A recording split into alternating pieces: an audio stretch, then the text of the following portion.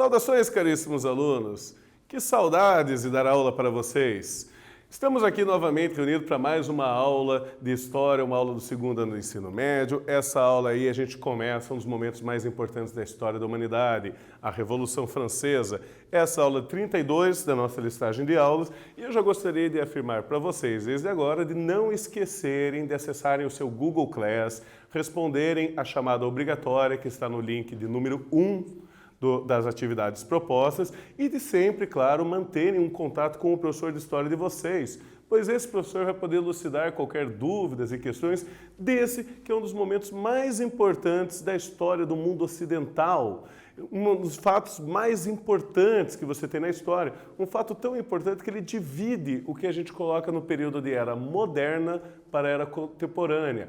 Na historiografia nossa, a gente diz que a era contemporânea começa com a Revolução Francesa. E esse é o assunto da aula de hoje.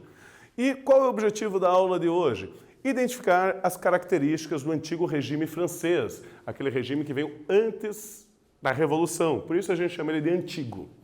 Contextualizar a sociedade francesa no final do século XVIII. O que era essa sociedade? Quem que fazia parte? Como que estava a França? Era rural? Era industrial? O que acontecia com a França? Reconhecer a importância do pensamento iluminista, nunca se esqueçam do pensamento iluminista, para o processo revolucionário. Nas aulas passadas, o que nós vimos nas últimas aulas? Então, aqui a gente vai um pouco mais adiante e vamos lembrar que a gente começou essa parte do nosso conteúdo falando do pensamento iluminista e suas influências, Jean-Jacques Rousseau e vários outros pensadores.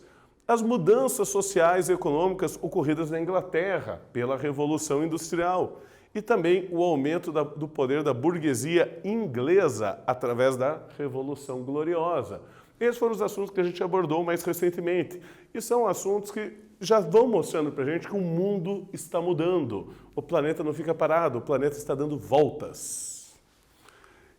Então, eu gostaria de recomendar a você 3 filmes muito interessantes, muito bacanas e que a gente chama de trilogia das cores. O primeiro é A Liberdade é Azul, do cineasta polonês Kiełowski. O segundo, A Igualdade é Branca, desse mesmo cara. E o terceiro é A Fraternidade é Vermelha. Liberdade, igualdade e fraternidade. Temos aí a bandeira da França. E essa bandeira, ela só surge para a gente graças à Revolução Francesa. Antes, eles usavam a bandeira da família dos Bourbons. A bandeira não era uma bandeira nacional, era uma bandeira do rei. E aqui nós temos a bandeira nacional da França, o qual inspirou esse cineasta na produção desses 3 filmes.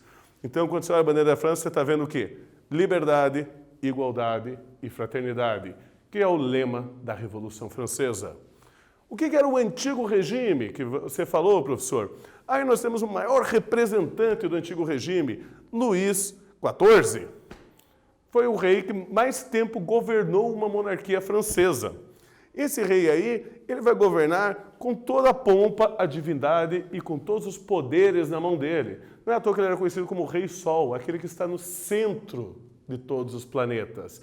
Ele é quem está no centro, certo? Então, qual é a característica do antigo regime? Era a centralização do poder, centro, a divinização do rei, o rei era considerado um deus, e a hierarquização da sociedade, uma sociedade dividida em camadas.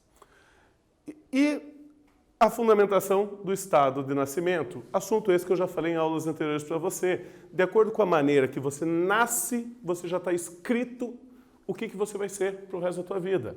Isso é o que eles chamavam de estado de nascimento. E justamente a Revolução Francesa muda o estado de nascimento para aquilo que a gente chama hoje de estado de direito, que tem diferenças grandes. E vamos para o nosso primeiro quiz da aula de hoje. Entre as características do antigo regime, podemos destacar a liberdade de expressão, B, liberdade de voto, C, igualdade da lei ou D, hierarquização da sociedade. Vocês têm uns minutinhos para responder e já retornamos.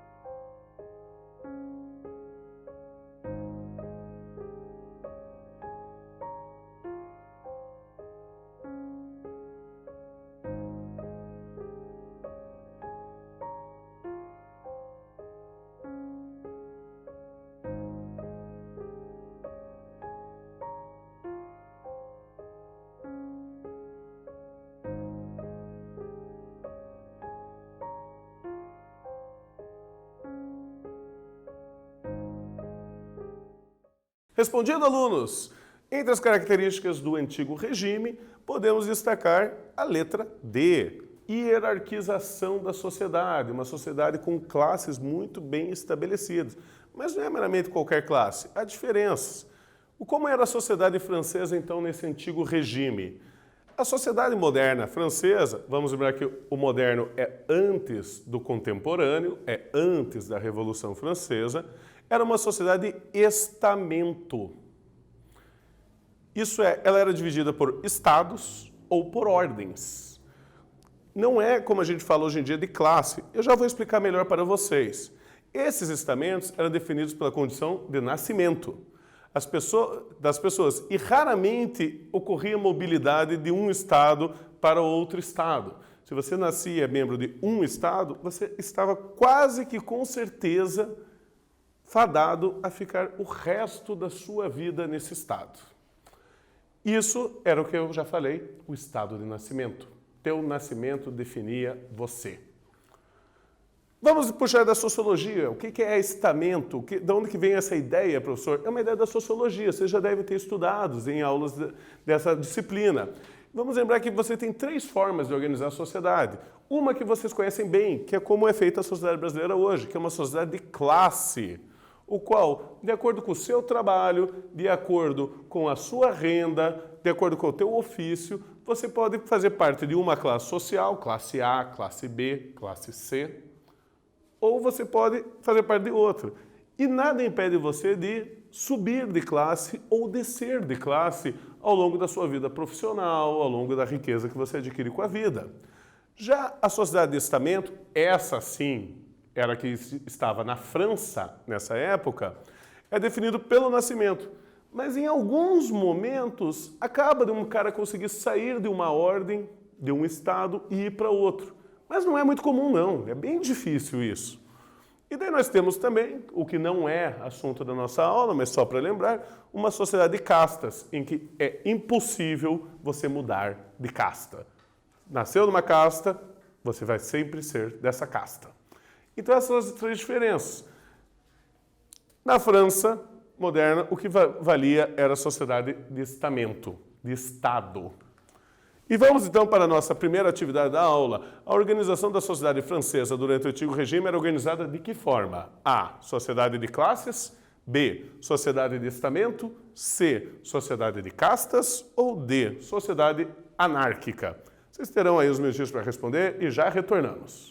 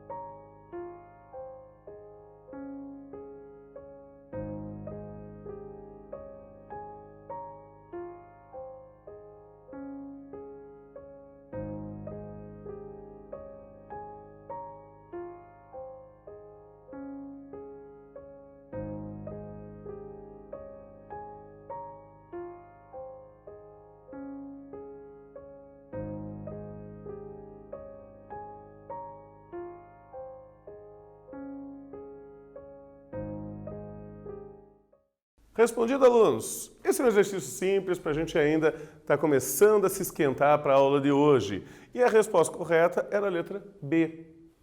Sociedade de estamentos. E como que eram esses estamentos? Vamos chamar ele de estados, para ficar mais fácil para a gente. Então, a sociedade era dividida em 3 estados. O primeiro estado, formado pelos membros da igreja, os grandes membros da igreja, o clero. O segundo estado, formado pelos nobres. E o terceiro estado, que era formado por uma grande variação da população. Basicamente, qualquer um que não era nem clero, nem nobre, era terceiro estado. Certo? Então, vamos falar de população em geral. O que era esse primeiro estado? Então, eram os altos cargos da Igreja Católica. Ele era composto por cerca de 280 mil pessoas, o que dava cerca de 0,5% da população da França. Ou seja, uma quantidade muito pequena. Eles tinham muita riqueza, porque eles cobravam os impostos das terras que eles administravam. Além disso, eles cobravam várias taxas de serviços religiosos, como casamento, sepultamento, batismo, primeira comunhão, extrema-unção, certo? E como eles eram considerados uma elite, eles não pagavam impostos e tinham muitos privilégios. Alguns ganhavam até pensões pagas pelo governo só para continuarem fazendo seus exercícios. E ainda cobravam tudo o que eles podiam cobrar da população. Já o segundo estado era a nobreza. Essa aqui era um pouquinho maior. Tinha 840 mil pessoas, 1,5% da população. Certo? E eles viviam das rendas da corte, que eles recebiam para ajudar o rei, para viver no Palácio de Versalhes, para serem conselheiros, recebiam dinheiro do rei, e também o pagamento dos camponeses pelo uso da terra que eram deles. Certo? Perceberam que até agora eu falei de apenas 2% da população? Esse era o pessoal que tinha bastante privilégio. Inclusive a nobreza, ela que podia exercer os grandes cargos políticos. Ninguém mais virava ministro a não ser que tivesse sangue azul, a não ser que fosse nobre. E ninguém virava general no exército a não ser que fosse nobre. E, assim como o primeiro estado, eles não pagavam nenhum imposto para o rei nem para o governo da França.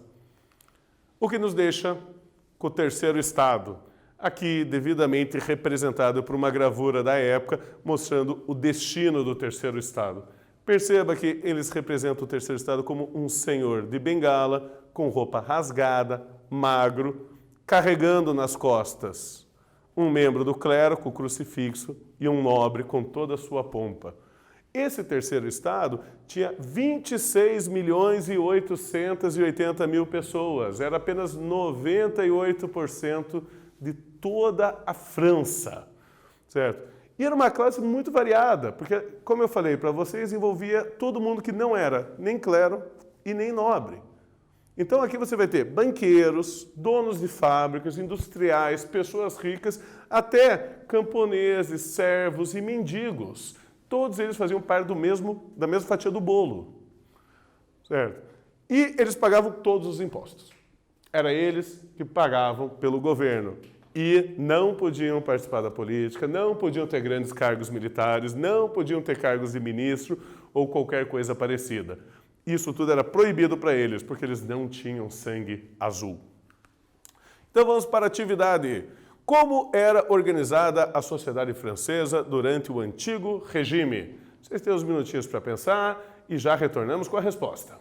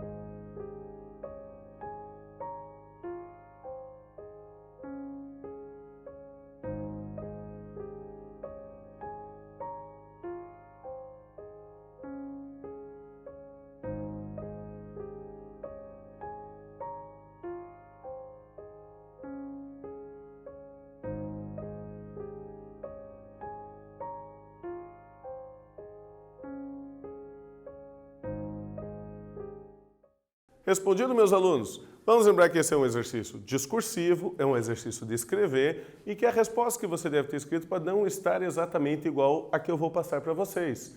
Mas o que importa é que você tenha abordado os mesmos elementos que eu vou falar com vocês. Esse antigo regime era uma sociedade então dividida em estados ou estamentos, em que o clero e a nobreza, o primeiro e o segundo estado, detinham grandes poderes e privilégios, enquanto a população, o terceiro estado, sustentava toda a monarquia sem possuir direitos políticos e nenhum privilégio de governo. Então era um sistema realmente desigual. E isso é o princípio de hierarquia.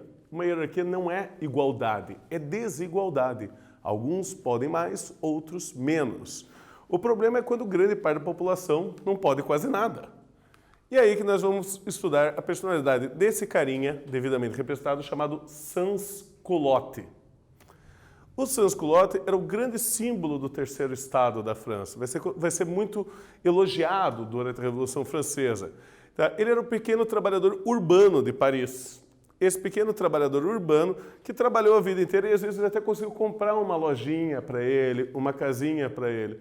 Só que ele não tinha grandes direitos, não participava do governo, não participava de nada. E era a grande maioria da cidade. Ele era a mudança da Paris, ficando urbana, deixando de ser rural. Ele era um cidadão francês. E esse terceiro estado produzia toda a riqueza da França e era obrigado a pagar todos os impostos. E como eu já falei, e não canso de repetir, não tinham direitos a nada, certo? Essa é a figura do sans-culotte. Esse é um dos símbolos da Revolução Francesa. Mas toda revolução ela vem por vários motivos. Ninguém acorda, de repente, querendo fazer uma revolução. Ele tem que se indignar, ele tem que contestar alguma coisa que já está acontecendo. E aqui vai ser na economia e na política. A burguesia, os comerciantes, estavam descontentes com o mercantilismo do Luís XVI. O Estado absolutista era um obstáculo para os seus negócios, pois ele impedia a livre concorrência, ele dava monopólios. Só uma empresa pode comercializar um produto, só outra empresa pode comercializar outro produto. E eles, sempre que precisava, o Luís XVI, de acordo com o seu absolutismo, ele mudava os impostos, aumentando esses impostos, sempre que ele precisava. E esses impostos variavam também de cada feudo, de cada território, de cada nobre, de cada província. Além de que variava também as medidas e pesos. Você não usava o quilo, o metro em toda a França. Em cada lugar era usada uma unidade diferente, o que deixava difícil você pesar os produtos, deixava difícil você medir os produtos, comprimentos, aí por diante. Você tinha que o tempo todo trocar de unidade. E no campo? Bom, o campo francês ele estava começando a se desenvolver de uma maneira mais financeira, mais capitalista, certo? E o que aconteceu? Alguns grandes fazendeiros começaram a fechar as suas terras, expulsando os camponeses para fazer uma agricultura mais rica, uma agricultura que desse lucro, certo? E então muitos desses ficaram desempregados. A partir da década de 1780, a França também foi atingida por uma série de tragédias naturais, enchentes, nevascas, que elas acabaram por atrapalhar a agricultura, o que deixou o preço do pão, dos alimentos, muito mais caros, certo? E você começa a ter várias revoltas de camponeses. Como ele já falava na época, estômagos famintos não têm ouvidos. Eles se revoltavam mesmo. E a monarquia? A monarquia vivia no luxo, vivia no bem bom. O Palácio de Versalhes é um dos palácios mais luxuosamente feitos até hoje e é um grande centro de turismo de Paris. Eles viviam, então, com muito luxo e gastavam dinheiro para esse luxo. E mais, também fizeram várias guerras que acabaram cobrando o seu dinheiro. E quem que pagava a conta? O terceiro estado. Para pagar a conta que o terceiro estado não estava conseguindo pagar, ele pegava empréstimos. Cada vez que o rei pegava o empréstimo, aumentava o valor dos juros do empréstimo. E quem que pagava esses juros? O terceiro estado. E o nobre e o clero não pagavam imposto nenhum. Então, todo o gasto ia para o clero, todo o gasto ia para o nobre e todo o preço ia para o terceiro estado. E Versalhes? Essa aqui são duas fotos que eu trago para vocês, para ilustrar. Foi construído pelo avô de Luís XVI, Luís XIV, o Rei Sol, que eu mostrei no começo da aula. Esse Essa era a grande coroa dele, a sala de espelhos do Palácio de Versalhes, feita todo em ouro, pinturas, detalhes, cristais, um lugar maravilhoso. Imagine quanto não deve ter custado. E esse palácio tem mais 1.400 salas. Qual que é a solução? Luís XVI, para resolver os problemas, ele vai convocar um órgão chamado Assembleia dos Estados Gerais. Nessa Assembleia eram eleitos representantes dos 3 estados, da nobreza, do clero e do terceiro estado, para discutir o futuro da França e da monarquia. Ah, mas a França não era uma monarquia absolutista? Era. Tanto é que a Assembleia não havia sido convocada desde 1614, certo? Então, qual foi a solução aí no nosso próximo quiz, encontrada pelo Luís XVI para resolver o problema econômico da França durante seu reinado? Vocês têm uns minutinhos para responder e eu já retorno com a resposta.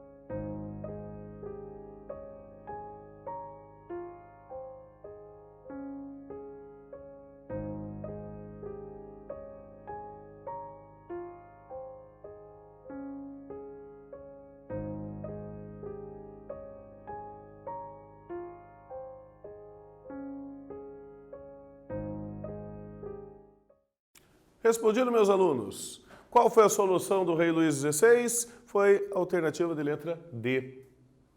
Convocar a Assembleia dos Estados Gerais. O que era essa Assembleia? Então ela reunia, nós temos a imagem da sua primeira reunião, ela reunia representantes dos 3 estados.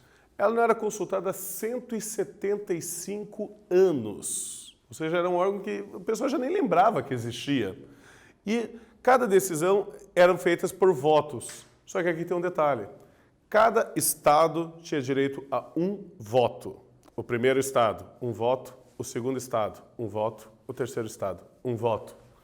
Certo? E vamos para a atividade. Eu trago um texto aí da convocação da Assembleia dos Estados Gerais. Eu peço vocês aí que leiam esse texto para em seguida responder as alternativas. Então, leia a fonte abaixo e interprete de acordo com as alternativas. Já retorno com a resposta para vocês.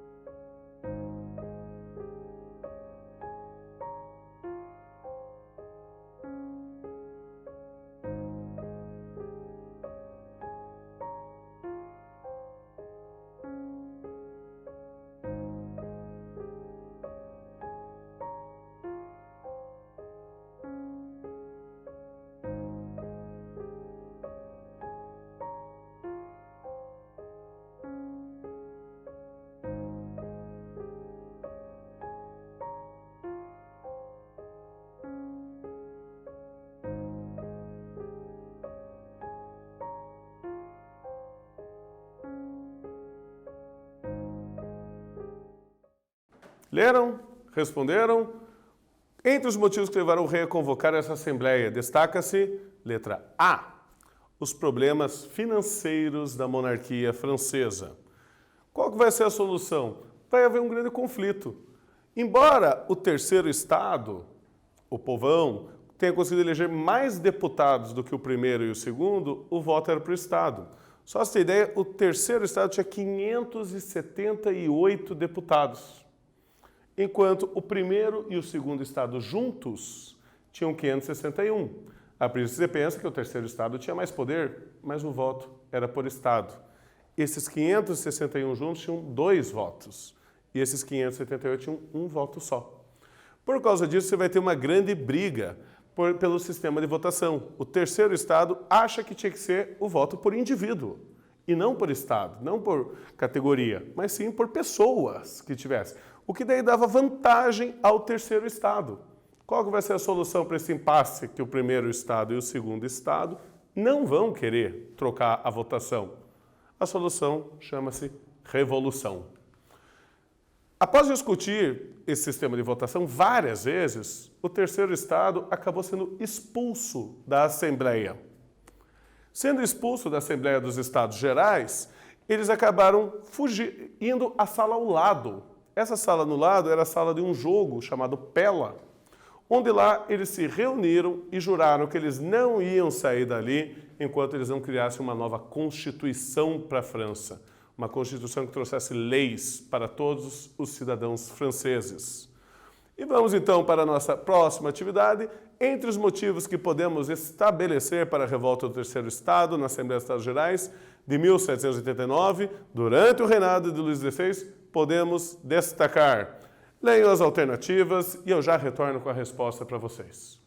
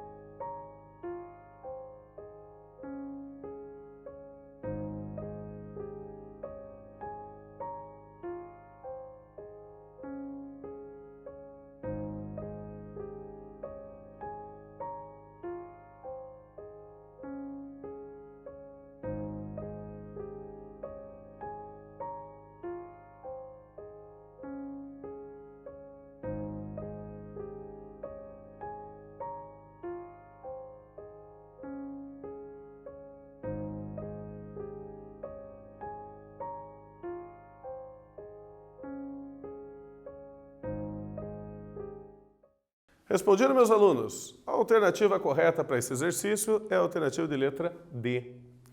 O sistema de votação feito por Estado e não por indivíduo.